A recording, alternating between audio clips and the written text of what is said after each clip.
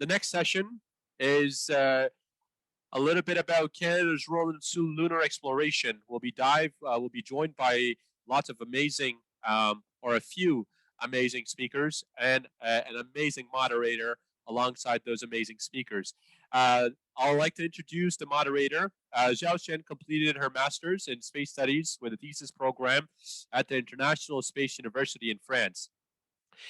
She's developed a strong interest in lunar exploration and settlement, and currently Zhao Chen is pursuing further graduate studies at University of Western Ontario's Planetary Science Collaborative Program in Canada, and focuses on lunar geology and in situ resource utilization.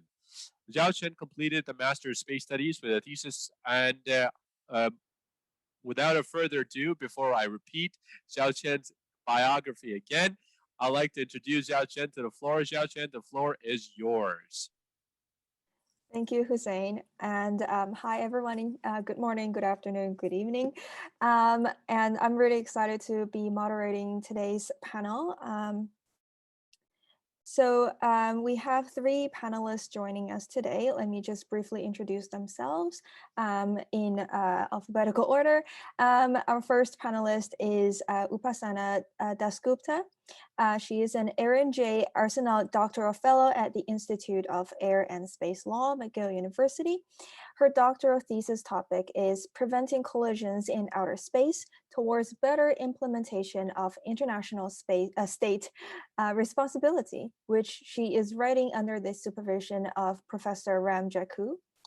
Upasana has worked on various projects of IASL as a research assistant, including airline emergency restrictions tracker, manual on international law applicable to military use of outer space, and space security index. Her interests are international law, international legal theory, international space law, and public international air law. Next, we have Ali Nasseri. Ali is an executive research coordinator at the University of British Columbia, managing the programming languages at Artificial Intelligence Group at UBC. He is also the Moon Village Implementation Support Officer at the Moon Village Association. Prior to joining the UBC, he worked as an aerospace consultant with Defense Research and Development Canada, and completed a European Commission funded Marie Curie Early Stage Research Fellowship at ISI Foundation in Italy. Ali is a former chair and honorary board member at the Space Generation Advisory Council and vice chair of the International Astronautical Federation's Education and Outreach Committee. Last but not least, we have Dr. Shauna Pandya. She is a physician, scientist, astronaut candidate with Project Possum, aquanaut, speaker, martial artist, advanced diver, skydiver, pilot in training, VP Immersive Medicine with Luxonic Technologies, and fellow of the Explorers Club. She's the director of the International Institute of Astronautical Sciences, IIAS, with the Possum Space Medicine Group, chief instructor of the IIAS Possum Operational Space Medicine course, chair of strategic directives for the Possum 13 class, clinical lecturer at the University of Alberta, primary investigator for the SHAT Canada Blue Origin student microgravity competition, session organizer for ASCENT 2020, life sciences team lead for the Association of Spaceflight Professionals, and medical advisor to several startups, including orbital assembly construction and mission Space Food.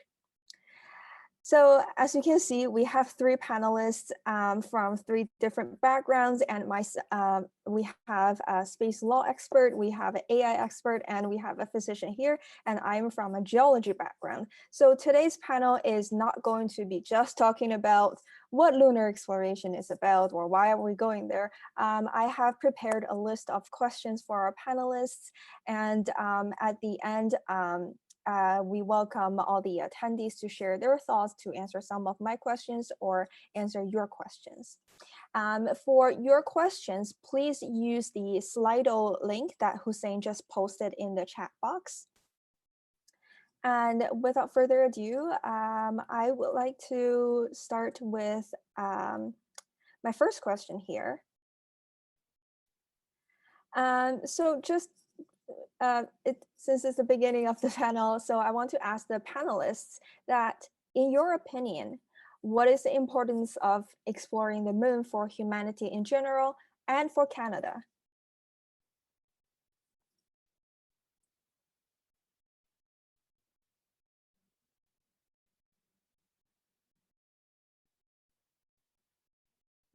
Do I have all the panelists online?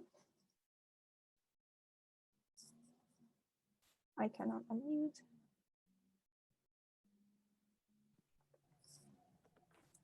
Hello.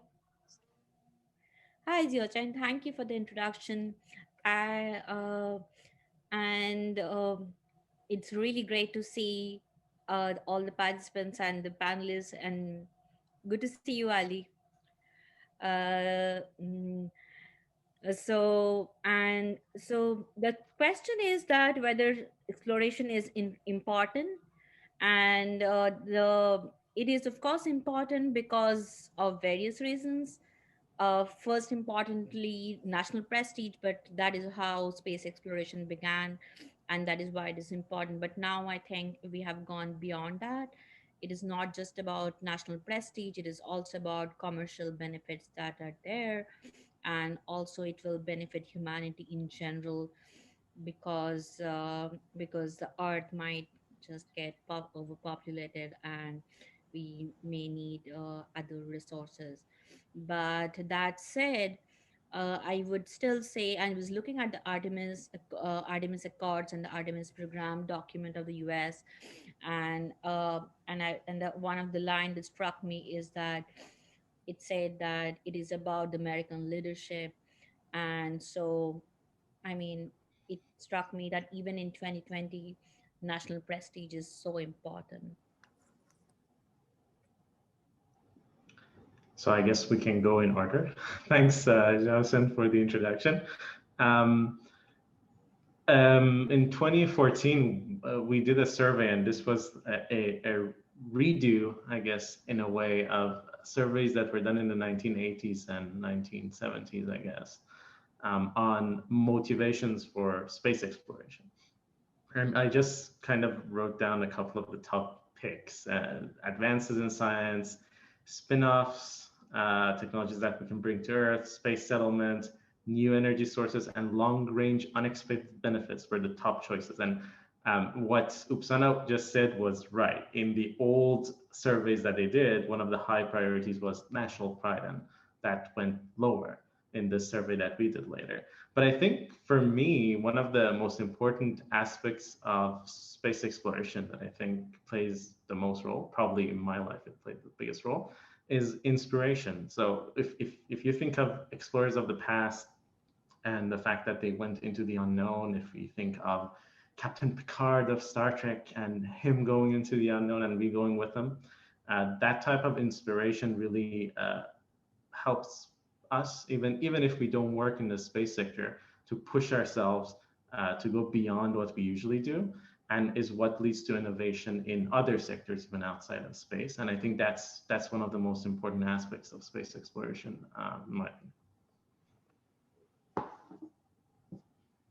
So I'll take over next. Thanks, Apsana and Ali, for your perspectives. And so, when we talk about space, I've long said that access to space is a form of empowerment. We need to look no further than low Earth orbit when we see the benefits from access to infrastructure, telecommunications, Earth observation. Scientific return that we get from Earth observation is invaluable. And that's why we've gone from the United States and the Soviet Union to the big five: ESA, JAXA, CSA, Russia, and NASA, obviously, to now having a diaspora of space agencies that numbers, in at least 46.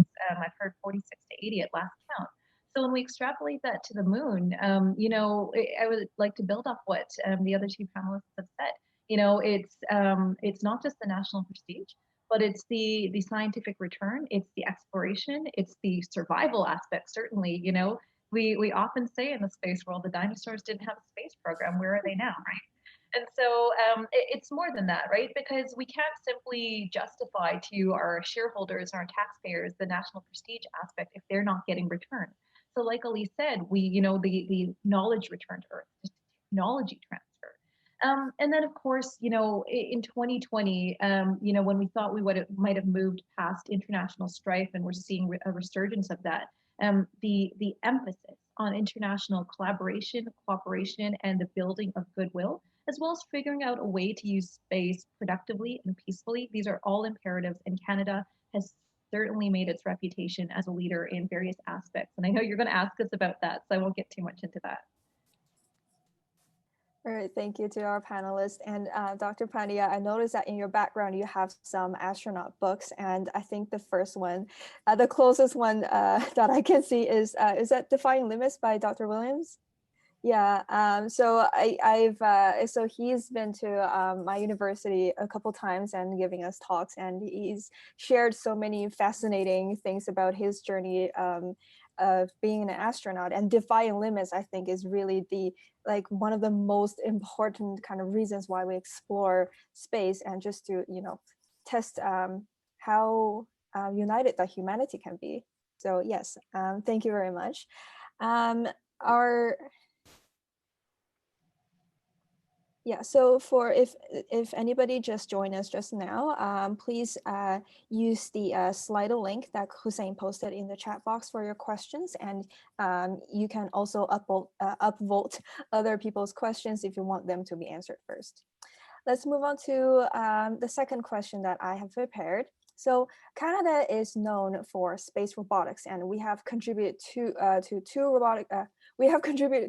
robotic arms for the space shuttle and currently the International Space Station. And now we are contributing another one to the upcoming Lunar Gateway project, which is definitely exciting.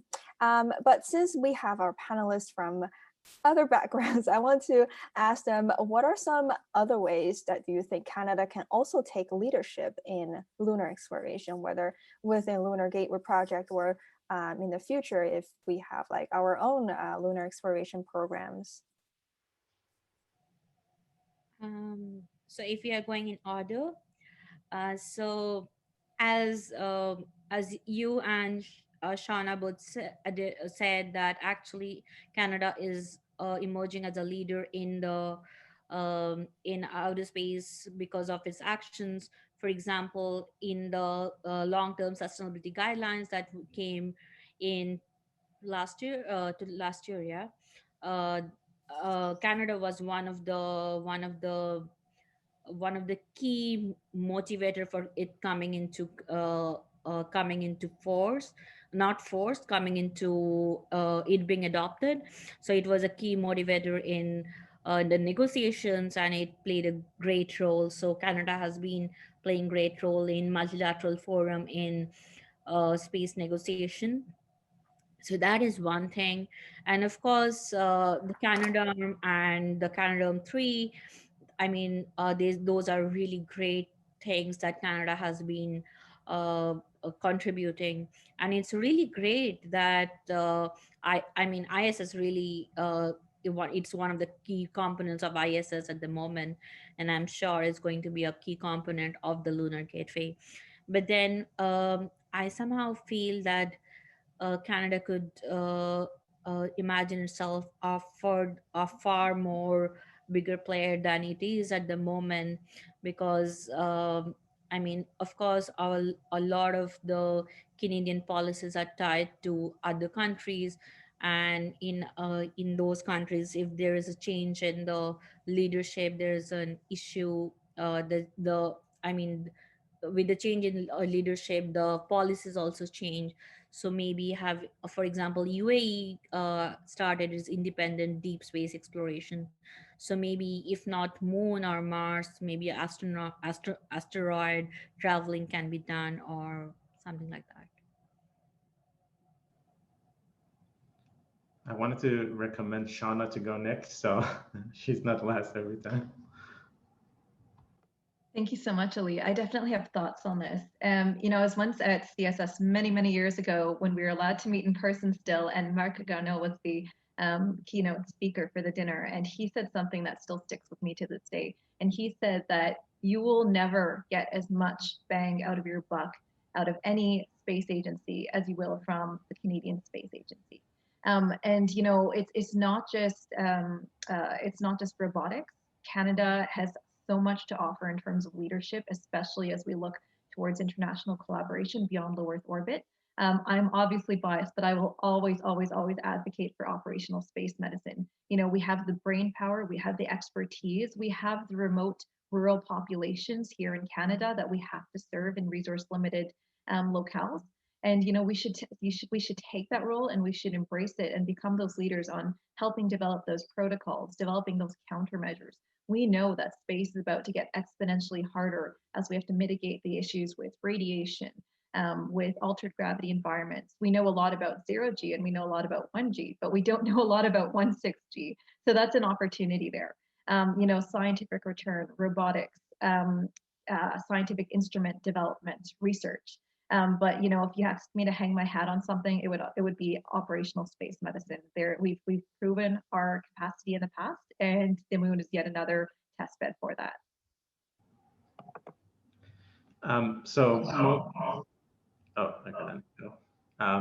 most of those on the call probably are familiar with the fact that Canada for a long time has had these four very specific priority areas when it comes to space activity. So robotics being one of them, health being the other one, Earth observation being another one. And I think that that's one of the reasons why what Shana said happened, which means like we get very good return for any investment that we do. But it also comes with this limitation where if anybody's working outside of those focus areas, it's much harder to get support. I think obviously on the healthcare side, Canada has a lot of experience, and that's one of the priority areas. Canada is known worldwide as a center with a lot of experience, as a country with a lot of experience in AI, and AI can play a big role in all of these areas. So that's kind of, obviously, I work in AI, so I have to say that, but it's true because it affects all of our world, all of our daily lives, and it connects with a lot of different areas. So that's obviously an area we can play a role. When it comes to moon, things like mining and natural resources, we have a lot of experience. That could be an area also that is interesting, which is outside of my area of expertise, but I think it's interesting to think about that. But also, one of the things that Shauna mentioned is our experience with rural and harsher environments. And there's a medical aspect there, but generally just operating in that scenario where you don't have access to resources as much as other places do. And how do you adapt to that scenario? That can be a very useful use case, both to take experiences we've had on Earth to use on the moon, but also to learn from the moon and bring it back to Earth. It's a two-way road. I think that's an important area. But another thing, this is the last thing I'll add, is we have been investing a lot on training people. So a lot of support for academic programs that help our students build satellites, that help our students study different phenomenon in space or on Earth as it relates to space, and that's great. I think if we really want to be leaders, we have to try to go beyond that. So we have our focus areas, we have these training programs, but there's something missing in terms of supporting innovation and innovators to bring new ideas that might be outside those focus areas, that might not be really about training students, into the mix and help us kind of get the edge in other areas that we might not be focusing on, but could be future focus areas like the ones we touched on. Yeah, so Canada, one thing I really love about Canada is how multicultural we are and how inclusive, how welcoming the country is. So I really believe that with our ability of attracting people from all over the world, we are definitely going to be able to develop more disciplines, projects, and just so many things and supporting our space program. And of course, again, space is not just about sending humans to outer space. We are benefiting a lot from space programs every day as well. So thank you for your answers. And also, we have one interesting comment in the chat box posted by Christoph about food production. So I briefly opened the link, and it led me to a journal article about an autonomous plant-growing miniaturized incubator for a CubeSat. So I will be checking that out, and hopefully we'll see this used in lunar exploration one day. So thank you for sharing. My next question is, so with Artemis program coming up soon, we are sending humans back to the moon again. So in your opinion, so there's no right or wrong answers, what human activities do you want to see on the moon the most? For example, do you think lunar exploration should be only limited to short-term scientific investigations like the Apollo missions, or some kind of permanent human presence in small areas like the research stations we have in the Antarctica, or large-scale settlements like lunar colonies or even lunar cities like we see in sci-fi movies? Maybe we can go in the reverse order. Sure. Happy to take it. Unless Ali, you went last time. I'll start. That's a great question. And so when we look at the NASA roadmap of beyond Earth exploration class missions, we look at Lunar Gateway, we look at Artemis, and then we look at Mars. And the missions behind the mission objectives behind Artemis are several fold. And in that mission directorate includes permanent surface operations, as well as using the moon for a test bed for Mars. And so it's not just an either or phenomenon of going to the moon for short stays versus permanent settlements. It's a crawl, walk, run, fly type of scenario. It's building on our capabilities with each subsequent mission, taking the lessons learned and learning how to make space operations more efficient and also safe. There's so much that we will have to mitigate in terms of lunar dust, in terms of in situ medical capabilities when Earth is 3 to 5 days away from the increased radiation beyond the Van Allen belts. But there is also so much that we can learn and build up. And we also have the potential advantage of the 1/6 gravity environment. What will be really interesting to know and might be potentially game-changing and saving for human health for anticipation of Mars is if 1/6 gravity is enough. If 1/6 gravity is enough to prevent bone and muscle deterioration, to prevent the space adaptation neuroocular syndrome, to prevent the increased risk of kidney stones from fluid shifts, well, then we are set for Mars. So, we're going to slowly get these answers over time. And I think it's going to start, knowing the way the space agencies have traditionally handled risk. We're not going to put all our astronauts in one basket. We're not going to dump them on the moon and say, hey, you're on your own, survive permanently. We're probably going to go in a stepwise fashion and use the lessons learned from each subsequent mission to build up our capabilities. That idea near the end of what Shanna was saying sounds like an interesting reality TV show, though. A couple of years ago, we did a workshop where we discussed kind of what things you could do if you have like a lunar outburst of some sorts, and it just like went through the report to kind of get some ideas. And there were things like, okay, you can do astronomy on the far side of the moon. You could do studies relating to geology, physiology, material science.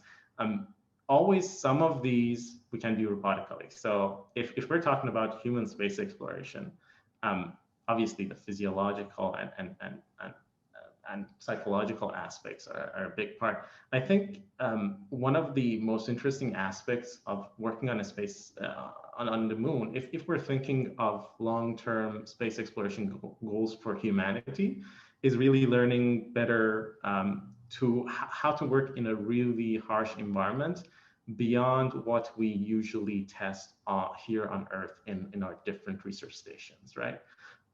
because it comes with specific situations. You have dust, you have radiation, as Shauna mentioned before. And that can be a really good learning opportunity for us to learn how to create autonomy on a planetary surface. Because if you're thinking of, in the future, want to send people to Mars, you really need them to be self-sufficient for a long period of time. And the moon is just the right distance for us to test that without too much risk in an acceptable manner. And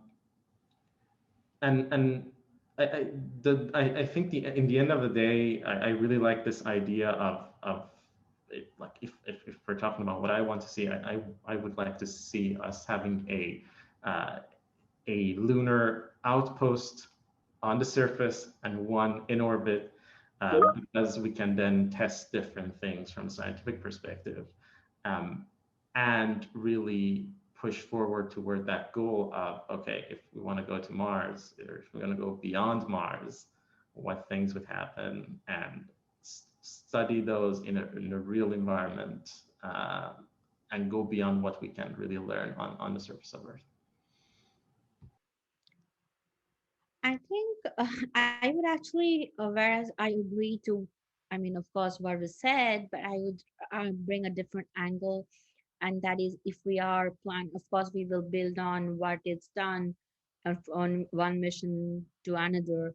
But what has to be remembered, if we are having more than scientific experiments, or even for scientific experiments, is that the outer space is a global common, and that it is it has to be, it is free for exploration and use for all countries. And that's something that we should not forget when we take these steps. And so one of the reasons some scholars have criticized the Artemis Accords is because of the sake of the deconfliction of activities thing, where you cannot go to someone else's installation. So those are certain things which has to be remembered.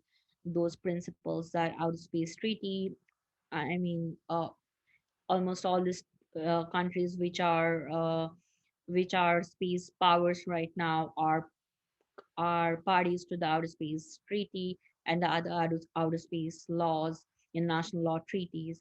So we should not forget that, and that is really imperative to remember. Yeah, thank you for your answers. Let's move on to the next question. So what are some interesting trends in lunar exploration that are related to your professional fields?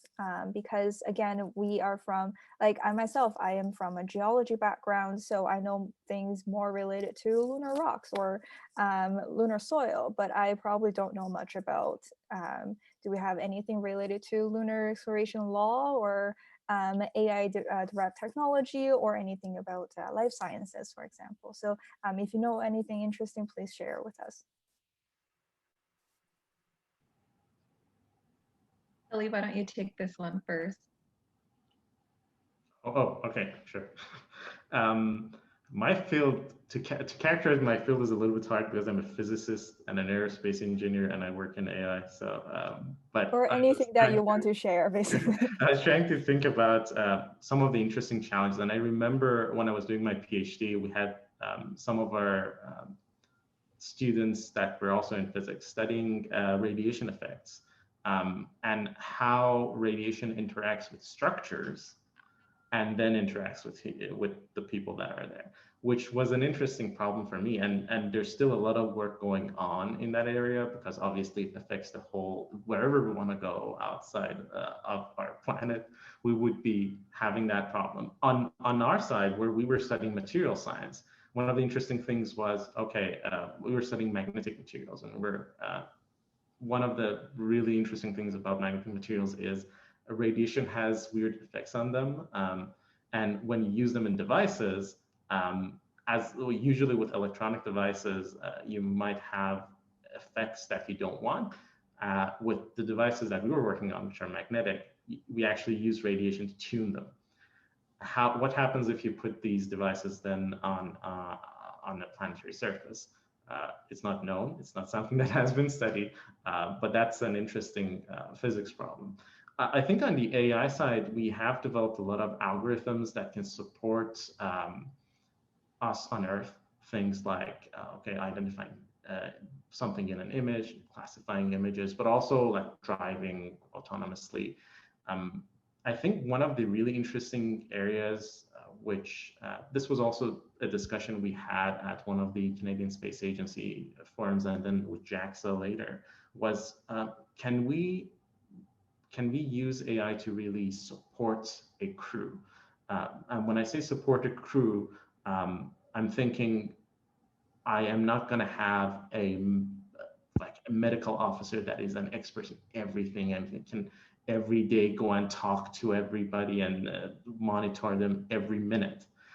Can we use sensor technology and non-invasive sensors, which we develop as using magnetic materials, alongside AI, which is running in the background and is really kind of processing that information all the time, to really support a crew in terms of medical autonomy or in terms of other areas of activities that they might have. What implications does that have if you want to talk about, privacy and other things in space, which gets really complicated? Those things come into play. One of the things that I always thought was, whenever I'm watching Star Trek, I'm like, why don't they have a camera in the corridors? It's much easier. But things like that, when we think of like people long-term living somewhere, how much do we allow them to have privacy versus how much do we use all the data that we have available to support them, becomes an issue, and it's an open problem even on Earth. So finally, one other area that I think is really interesting is power sources. There are different studies on what type of power sources we can use on different planetary surfaces for long-term exploration, if you're thinking, where we can't really just rely on solar power. And there are studies on using nuclear power sources. There are legal discussions at the UN level on nuclear power sources in space, and that's another area where there's a lot of work to be done. But also, it's a very interesting idea, because if we can have more power sources that can sustain us for a longer period of time in space, obviously that can enable a lot of things to be done on those planetary surfaces that we can't really do right now with the technology that we have.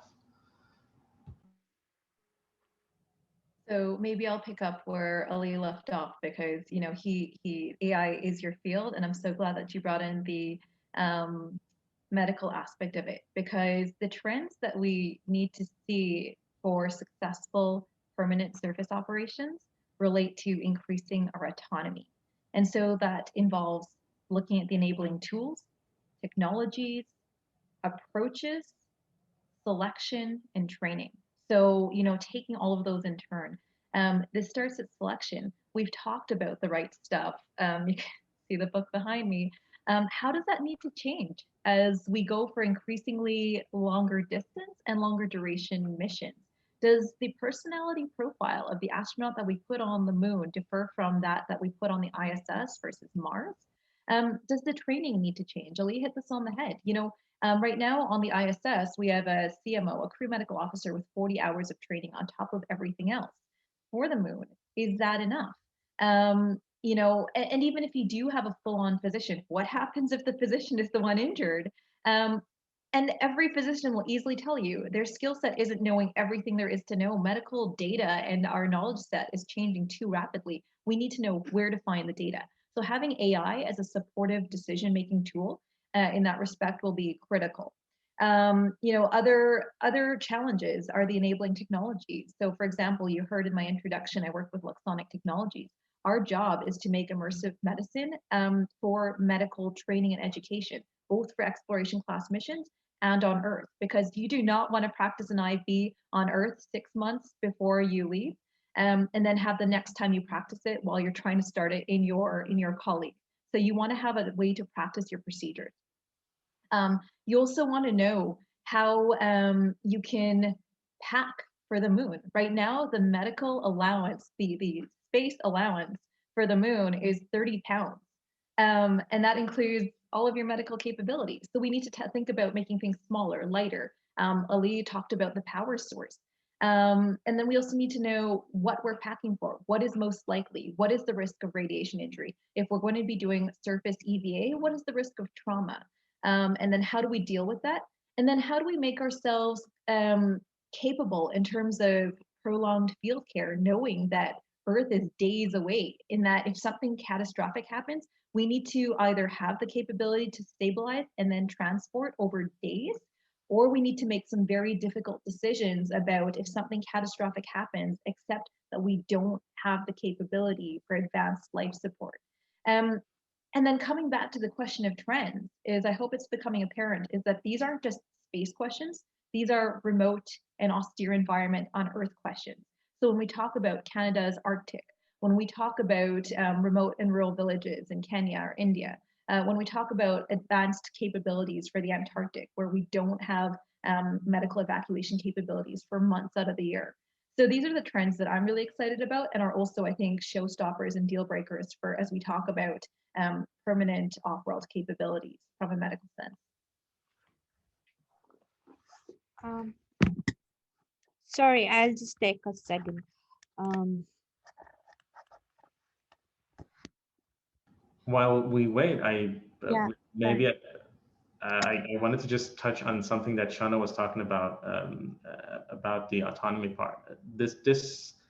There are a lot of concepts also out there on how we can integrate these technologies. And for me, it has always been interesting why we haven't already done this, because rural area, and when we think of medicine in rural areas, that could be like a game changer. It really pushes us to change the way we think about how we do operations in medicine in this case. But it's very interesting that we haven't got there yet, despite the fact that this is a problem on Earth.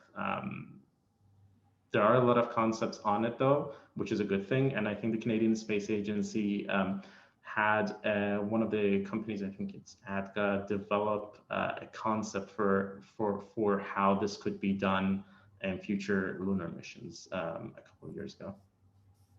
And it comes back to the fact that we are, like, all lives on Earth are benefiting from space explorations, and this is one of the like a very excellent example. So, yeah, I would actually like to touch upon what both Ali and Shauna was talking. So because there's something that has, I mean, I don't have the answer to it, to be honest.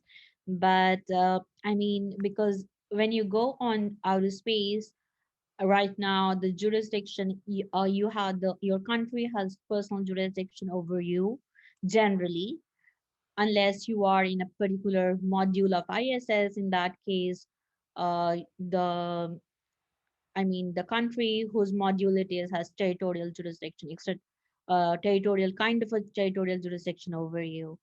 So the question is, and this is something that I have always wondered, that what happens if there is a there is there is a case of medical negligence or something, or if it is not possible for a physician to get a second opinion, or what if the second opinion is from Earth and the physician has to take a call, and then who decides, and how is the I mean, who decides who is responsible? And that's a question that has plagued me for long. I've always wondered what it is. And I just wanted to touch on something which is of personal interest to me. So uh, the lunar exploration would also perhaps uh, mean resource extraction. And my views of resource extraction aside, I would actually wonder that whether resource extraction would also mean creating more lunar dust, or maybe more space debris, as we understand. And would it clutter the space environment more than what it is. And yeah, that is. Yeah, so when it comes to like we have so many like legal issues on Earth already, and let alone if we go to outer space when we like well space is really a lot of times about international cooperation, but then we do have to deal with those kind of legal facts as well. And for when we are mining the moon, for example, we are going to definitely face a lot of new problems that we need some urgent answers to. So yes, I hope maybe Upasana, maybe one day you will be working on similar projects in the future. I really look forward to that. And so, Chen, if I may just quickly jump in, when Sure, Upsana sure, was yeah. talking about, you know, the first medical liability case off Earth, you know, as getting chest pains, but she's very right. You know, these are things we have to talk about, because if we're seriously talking about, you know, doing this on a wide scale, doing it permanently, it's only a matter of time before something catastrophic happens legally or medically, and we have to start thinking about it. So it's not fun to think about, but it's the right thing to do, to think about the contingencies. Yeah, we definitely need more space lawyers to work on this. Right. Yeah. I mean, there was a case. There was a case a few of last year or year before where a person there was a person basically used their spouse's bank accounts from the outer space, and the question came up that what happens when there is a criminal liability in space. And this case, particularly case, did not was very straightforward because it was a US person, and whatever happened was in a US module, but it brought up questions that there can be criminal cases in space, and how do you deal with it. So where is the space jail on the moon, is what you're saying. I mean, those answers are really difficult to reach. That how do we? I mean, especially if we have a settlement. I mean, there has to be some method that has to be devised. For sure. Yeah, definitely. So there are, we, I guess, yeah, later I'm gonna ask about this as well as like what kind of like changes or urgent projects that we need to develop in order to, you know, make this better. But let's move on to my next question on my list first. So there are so many like scientific and engineering experiments that humans want to conduct on the moon. If each of you were to visit the moon one day, what are some experiments or maybe one thing that you want to try on the moon first, and why? So in my if I were to give an example, because I study lunar soil, I study lunar regoliths, and I really want to try to actually build some things, maybe maybe not a full scale lunar base, but like even a miniature one on the moon. How do we use lunar resources in situ to support human activities in the future? So what about our panelists? I mean, for me, that's a very difficult question to answer. Yeah. I But probably didn't consider this very well, but yes, but of course, I mean that it would be an interesting, as I was saying right now, it might be interesting to observe human behavior and on moon. And like, I mean, I as we were discussing, there would be a lot of hardships, and so how we deal with it, and will we be Robinson Crusoe's, or that. yeah, so teamwork and like psychology and yeah, it's I was gonna definitely say, going to be very important. Yeah. say in Upsana's field, you actually don't need to do anything to do experiments. You can just send some humans somewhere and they just make mistakes and you study. And then we get the business. Yes. um, on my side, I'm a computational modeler. So I was actually thinking about this question, and I thought one of the interesting things that we could do already on Earth before we start going to space, we do a lot of simulations, obviously involving field studies, and that's great. And I think there's also room for doing simulations in terms of processes and how they're affected with the lunar environment before we actually go to moon. So if we're thinking of something like material growth, right? or 3D printing or studies like that. Those are areas where our simulation technologies, computational simulation technologies, can already take into account some of the effects, like the gravity is different, radiation environment is different, and that can already give us a lot of insights into what would happen. And I think those type of studies are not that much done. Obviously, you can study so many different things, and because you already have an outpost in low Earth orbit, a lot of these simulation studies are focused on that, because you can actually then know for sure that you're going to do an experiment afterwards and verify. But for Moon, there's an opportunity, I think, there. And we already touched on this, like autonomy and habitability and psychological effects. Those are really interesting topics that you can study on the Moon as well, in my opinion, and even more interesting, because we obviously have this experience with low Earth orbit, where we know that when we launch something, it looks one way. 2 years later, it completely looks different, because whoever went there started putting stuff because operationally they need it. And it becomes a bigger challenge when you think of the Moon, because if you're on the Moon, then it's kind of like how you, in your house, you buy stuff and just put them there and forget about it, and at some point it's clogged. So what implications does living on the Moon have for habitability and habitat on the surface? That's, I think, especially long term, that's a really interesting question to know the answer to as well.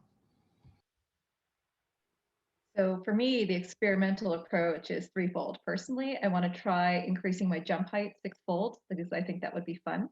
From a physiological perspective, I want the answers to everything we know about human physiology in 0G versus 1G. I want the answers to the space adaptation neuroocular syndrome. I want to know what happens to the fluid shift. I want to know what happens to bone and muscle decompensation. I want to know what happens to radiation effects on the human body in terms of cancer risk, cardiovascular effects, cataract effects, cerebrovascular effects. I want to know all of that. And then from an operational space medicine standpoint, kind of building off what Ali was saying earlier, I want to look at how we're building up those permanent capabilities. If we're truly talking about establishing permanent surface operations, then presumably we have resupply. And then we have more flexibility with that 30-pound budget that we previously talked about. Maybe it's 30 pounds every 2 years, in which case we can make a plan for building up basic and advanced life support capabilities, and then a field hospital of sorts, and then even a rudimentary surgical theater. So that's I would love to see how we do that and in what stepwise fashion we build that up. Yeah, I think another thing we need to think about is how if we send humans to stay on the moon for an extended period of time, and when they return to Earth, what do we do? How can they recover from their space trip, right, as well? So the next question I originally planned, I think a lot of your answers covered already, is what are some critical changes, or what are some urgent things we need to make in order to accelerate or improve the progress of lunar exploration. So because we're running out of time, I want to just skip to the last question for now, if you don't mind, is can you just briefly share some of your favorite resources or learn more about lunar exploration, just to our audience here? Sure. So for those who want to know more about space medicine, one very specific that has lots of good data on medical issues previously seen. It's many hundreds of pages long, but it's called the Biomedical Lessons from Apollo. And it talks about everything from spacesuit fit to issues with lunar regolith and lunar dust. Just Google it. It's in the public domain. It's a very long but fascinating read. And then if you want to know more about space medicine in general, there's lots of good resources. Clinical approach to space medicine is one of the main books out there. So those are my two recommendations. Thank you. I think for space, for lunar exploration and Mars exploration, I think right now of course, NASA's website and the Artemis website is pretty rich. And but other than that, I found CSA's website also has a lot of information. But as for the regarding the missions, but and there is another organization in Canada actually called the Outer Space Institute. It is actually one. Oh, and it had a lot of articles by David Kendall, who was the chair of UN COPIUS earlier, former chair of UN COPIUS, and so that Outer Space Institute has a lot of articles and open letters that they've written to the cabinet in Canada, and that is pretty interesting on these topical issues. So for me, I guess it's time to plug my organizations. But the Moon Village Association has some working groups that have been working on topics relating to how we can operate on the moon. We have an architecture working group, which does some really interesting stuff. So that information is available on the website. With SGAC, since 2014, we had this standing working group with NASA AES, which is Advanced Exploration Systems. And this working kind of group at our event for now 6 years, I guess, has always focused on lunar exploration. And there are reports about that work available on the SGAC website. And basically, it's all what young people, students and young professionals think about lunar exploration and the capabilities you need, where it should go, a lot of perspectives on that. And I always find it really refreshing when you read like other people's perspectives outside of the agencies. I think it's really good to kind of keep an eye on both, because in reality, like the end goal is going to be a merger of the two sides. Okay, I, so thank you for that. if I may just add one thing, I Mhm. think Miguel's Institute of Air and Space Law also has a lot of resources right now on the lunar exploration, because we had a webinar on these issues, so you can look at the Miguel IASL's website also. Yeah. And I see some comments in the chat box. So for the resources you just mentioned, if you don't mind, please post if you have a link in the chat box for everyone to check out as well. So thank you. We are going to view some questions on Slido from the audience as well. So I'm just gonna pick the maybe 2 or 3 most upvoted ones for now. The first question is, how should we best mitigate the possible negative effects of lunar settlement? For example, resource depletion, international competition, etc. If anyone wants to take.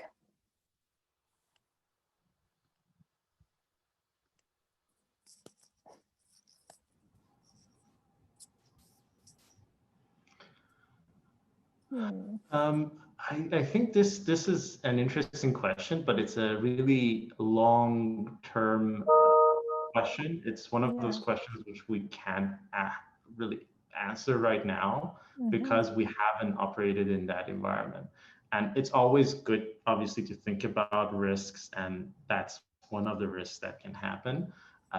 But I don't think even like 20 years from now, maybe we start thinking about like what a lunar settlement would really look like. A settlement that is depleting resources probably is a large settlement. It's not the type of research station type environment that we're thinking of. That's what comes to my mind when I'm thinking about it. I don't think like I have an answer directly to the question, but I think that's the reason probably. I think that's a very fair thing. I mean statement, and what I also contemplate. And I'm no expert on scientific development, but from observing what has been happening, I think a proper lunar settlement where common people can go is sometimes a little far away. So that's why maybe it's difficult to answer the question. To build off what Upsana and Ali were saying, we also need to be thinking about these things from day one. We can't just get to the moon and then set up all of our capabilities and then realize, oh, we are just decimating the environment as we build up. So we need to think about planetary protection, governance, ethics, off-world governance as we are even conceptualizing settlements. And then, speaking from the space medicine perspective, settlement implies multi-generations, which implies breeding and reproducing and developing off-world. The research around this is extremely conflicting. We have decades of data from insects, fish, mammals, and we know that every single aspect of development, from implantation to development in utero to post birth development, is affected. We don't know how permanent these effects are, and in some cases they're deleterious. Some cases they're not. So, if we're talking about possible negative effects of lunar settlement, we need to make sure that this is in fact possible from a biological perspective. Thank you. So maybe 5 minutes for the final question here. Should Canada come up with private partners to accelerate and advance the pace of scientific achievement? Absolutely. Absolutely. I mean, I think we have seen from the beginning that when there is a private public partnership, especially in space, it has led to advancement. And we must remember that we can't have simply private partners. We can't simply have private companies just doing it, because at the end of the day, under international space law, a country or a state, as in by state I mean a country, is responsible for all the activities by that takes place in its national territory by its nationals. So it's basically responsible for all its national activities. So at the end of the day, a country is responsible for all its acts of its private partners. So we cannot take away the public out of the equation, but then private partners, I think, they have accelerated the pace of space exploration manifold, and that cannot be denied. I already mentioned, I think, this before as well, that one of the challenges that we have in Canada is obviously we have these focus areas, and if you're a company, you might want to be outside of those focus areas and what that means for you. I think what's very important is making sure that we have a diverse portfolio of companies that are involved, whether that's part of an ecosystem that is focused on lunar activities, whether that's in conjunction with other countries. It doesn't have to mean that, okay, like Canada has to do it unilaterally. Maybe there's a way for countries to collaborate together and build a mechanism where companies from different countries can actually be funded, and that would enable really resources to be allocated to companies, irrespective of where they are, to really push forward lunar exploration. But the private sector obviously plays a big role, because they would be incentivized to use new technology and innovate and change the way that we do things. We just talked about, okay, like how do we not destroy the surface of moon? Obviously, private players might be incentivized to think differently. And if we create an environment which supports them, but also pushes them to think differently and take into account new ways of doing things, that can actually change how we do things on the moon and build a good base to then build our future activities on. That's very important. There's still a lot of work that needs to be done in Canada to support these organizations and companies to really enter the sector, I think. But there's some good news, I think, coming out of the different players. Absolutely. To build off that, the framework is critical. I often say there is space for all of us, but we need to have that reflected in the architectures. We need to empower, enable all comers. We need to empower government, industry, academia, and then provide the funding. Even if the funding isn't there, just developing something akin to the human research roadmap that the NASA Human Exploration has and identifying all of the gaps, and then just putting that out there to the public domain for anyone to tackle on. You heard that my own perspective is from citizen science, and it wasn't. As long as an organization is credible and able to provide a roadmap for tackling a problem, we test spacesuits in alternate gravity environments. That paves the way for overcoming some of these hurdles that we see with respect to human surface operations. So as an initial step, even if we can't create the funding, creating the regulatory framework for all of those comers to come to the table, as well as creating the gaps, listing them publicly so that people can find problems to solve and to work on collaboratively. All right, thank you very much for your answers. We are right on time at 11:30, so that concludes this panel. I do see there are a few more questions that couldn't be answered, unfortunately. So hopefully we're going to stay for the whole duration of this summit. It lasts until Friday. If you can meet in other sessions, you're more than welcome to continue the chat. We have many more